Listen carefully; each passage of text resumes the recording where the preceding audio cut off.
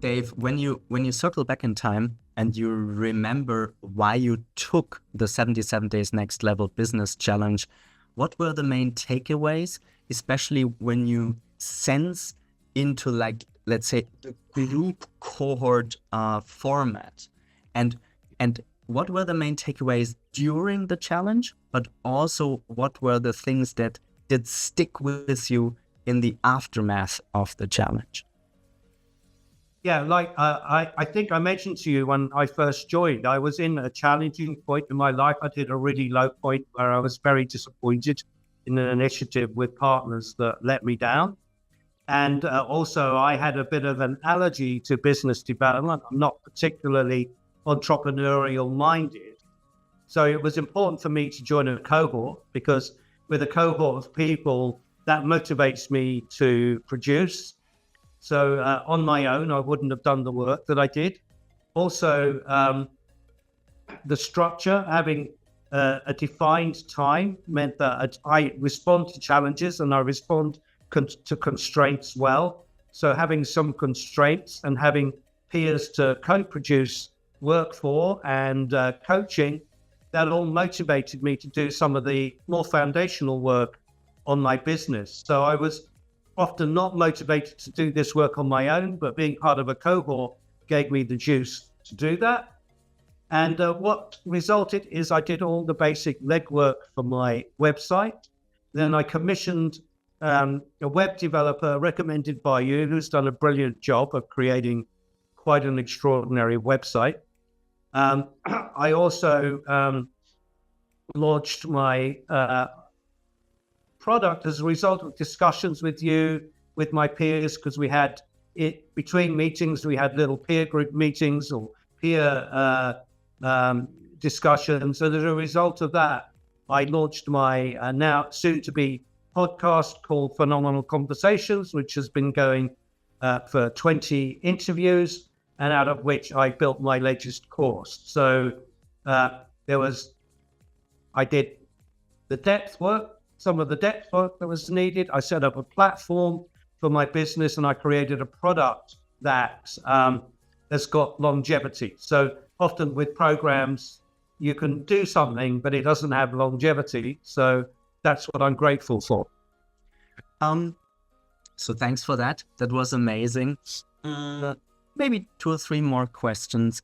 So the process design is built up as a peer group coaching cohort.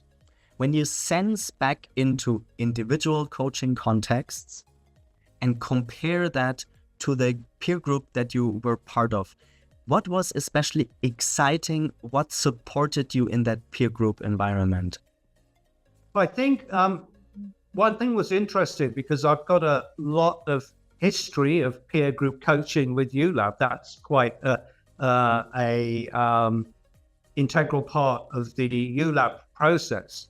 But your group brought together people that I wouldn't normally meet.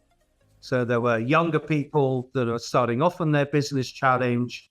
There were older people that had already succeeded, and there was everybody in between. So I think, in the ULab, you don't necessarily meet successful people that have created and built an enterprise. So I think for people that have got a tendency to be interested in learning and a tendency to like the interpersonal, but it's good for people like me to meet other people that have been successful in the regenerative world space. And they brought different and sometimes challenging points of view that I had to navigate. So that was healthy, I think.